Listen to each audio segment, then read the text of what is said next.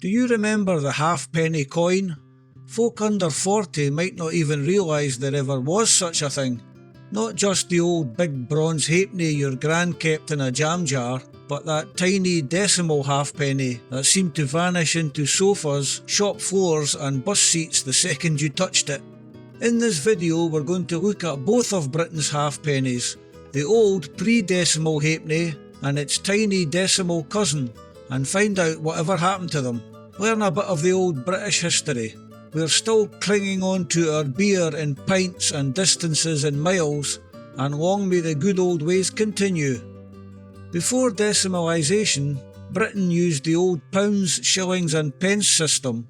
£1 was 20 shillings and each shilling was 12 pence. That meant there were 240 old pennies to the pound, and each penny was split into 4 farthings or 2 halfpennies.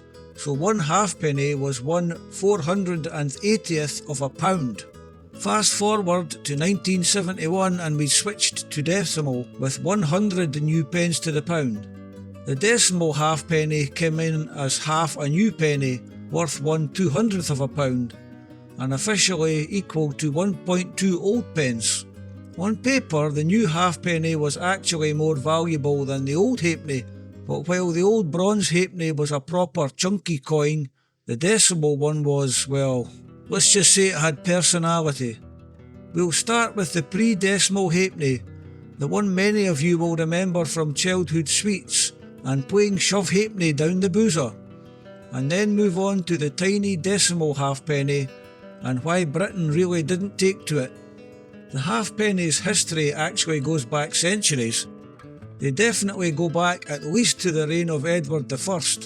That was 1272 to 1307. I wonder what you could buy with one away back then. There were medieval silver halfpennies, but the version we recognise, a small copper, later bronze coin, really takes off from the 17th century and stays in circulation right up until the late 1960s.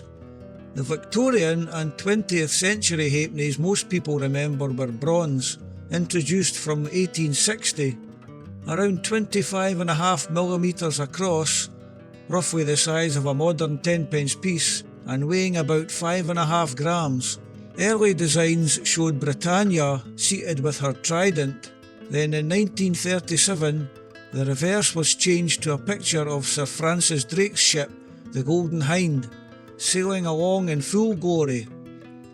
So if you remember a ship on the back of a chunky brown coin, that's the pre-decimal halfpenny, not the decimal one.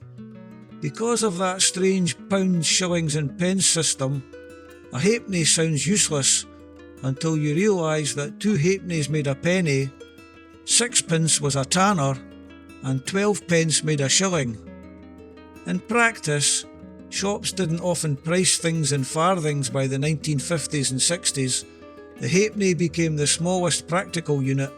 For a lot of people who grew up in that era, it was very much in common use, especially for sweets.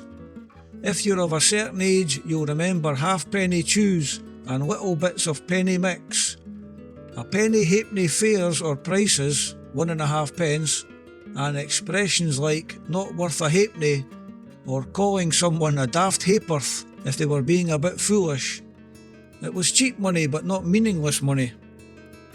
Visually, the halfpenny feels very mid-20th century Britain, that reddy brown bronze, worn smooth in the middle from years in pockets, the king or queen's head on one side, Victoria, Edward VII, George V, George VI, and finally a young Elizabeth II. On the other, either Britannia or that Golden Hind galleon, which looks like it sailed straight off the cover of a Ladybird book. You'd drop a couple into the bus conductor's hand, into the corner shop till for a paper or a bar of chocolate, or into electricity meter boxes and phone boxes, and for some people, you'd slide them along the polished board of the pub game Shove Halfpenny, which still uses old halfpennies even today. By the 1960s though, inflation had chipped away at its buying power. Prices were rising, wages were changing, and that huge decimal shake-up was looming. In the run-up to decimalisation, the government started tidying up the coinage. The pre-decimal halfpenny was withdrawn as legal tender at the end of July 1969, a couple of years before decimal day in 1971. A few 1970 dated halfpennies were struck, but only for collector's sets. You'd never get one in your change. So by the time a lot of us were eyeing up colourful posters of the new decimal coins at school, the old halfpenny had already quietly sailed off, Golden Hind and all. The decimal era. Now we get to the tiny bronze disc of chaos, the decimal halfpenny. On decimal day, the 15th of February 1971, Britain officially switched to a system of 100 new pence to the pound. I was only 2 when the changeover happened, so I've lived practically all my life under the decimal system. It does seem a much simpler system to those of us who haven't known anything else. My granny, who had lived 70 years under the old system, never liked the decimal changeover. She would apparently always say, "What's that in real money?" referring to prices long after the decimal scheme came in. Among the new coins was the decimal halfpenny, worth half a new penny, 1/200th of a pound. Because one new penny was set equal to 2.4 old pence, the new halfpenny was worth 1.2 old pence, slightly more than an old penny and over twice an old halfpenny. It wasn't just there for fun. It helped translate awkward old prices into neat decimal ones, kept low-value items like bread, milk and sweets from suddenly jumping up in price, and let the beloved sixpence hang around as 2.5 pence for a few more years. In theory, the halfpenny was protecting us from everything being rounded up overnight. In its first year, nearly 1.4 billion halfpenny coins were minted. The number minted then varied from year to year until its final year of 1983. Only 7.6 million were produced. On paper, it was a perfectly normal coin. It had a diameter of just over 17 millimeters, weighed about 1.78 grams, and it was about a millimetre thick, made of bronze like the 1 and 2 pence pieces. Design-wise, the obverse showed Queen Elizabeth II in the familiar Arnold Machen portrait used on the early decimal coins. The reverse, designed by Christopher Ironside, showed St Edward's crown with the value below. Along the edge, it originally said New Penny from 1971 up to the early 1980s, then changed to say Halfpenny instead. So it actually looks quite grand until you see it next to a 2 pence piece and realise it's basically the Hobbit of British coins. Almost from day one, the decimal halfpenny had a public relations problem. It was tiny, fiddly and easy to drop. Many shops didn't bother with halfpenny pricing for very long, and a lot of people simply couldn't be bothered fishing them out of their pockets. Banks generally ignored it as well. Official accounting was done in whole pence, so the halfpenny was more of a pricing tool than serious money. By the early 1980s, inflation had gone to work again.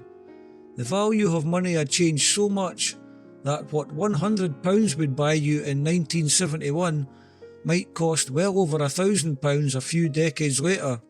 That meant our noble halfpenny from 1971, which started life with the buying power of something like 8 or 9 pence in today's money, felt almost meaningless by the time Thatcher was in power. You had this strange situation where it cost real money to mint and handle the coin. Shoppers found it annoying, and prices were creeping up to neat 1 and 2 pence steps anyway. The writing was probably on the wall when it said the tiny coin had become more costly to make than its face value. You can probably guess what happened next. After 13 years of mild national irritation, the decimal halfpenny was finally withdrawn and demonetised in 1984. When the announcement was made, it's thought there were around 2.5 billion of them still in circulation. From then on, the smallest coin in your change was the humble 1 pence piece. So both halfpennies, the old halfpenny and the decimal halfpenny, ended their working lives within about 15 years of each other. The old one left with a sort of nostalgic respect. The decimal one left with most of the country saying, "Oh, thank goodness." So whatever happened to the halfpenny? The old bronze halfpenny spent centuries as Britain's smallest everyday coin, from Britannia to the Golden Hind, from cobbled streets to corner shops, before bowing out in 1969 as decimalisation approached. The decimal halfpenny arrived on Decimal Day in 1971 as a sensible idea on paper, protecting prices from being rounded up, but its tiny size and falling buying power meant that by 1984 almost nobody was sad to see it go. Today we're having the same conversation about the 1 pence and 2 pence coins. Are they still useful, or are they just clutter? We've already scrapped one useless tiny coin, and somehow civilization survived.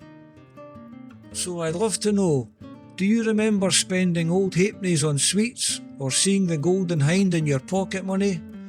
Did you ever bother with decimal halfpennies, or did they just end up rattling in a jar? And if we scrapped the 1 pence and 2 pence pieces tomorrow, would you actually miss them? Australia and New Zealand have both done away with their 1 and 2 cent coins. Let me know your halfpenny memories in the comments, and if you've still got one working in a drawer somewhere, maybe give it a little polish. It might not buy you anything now, but it's a tiny slice of British history.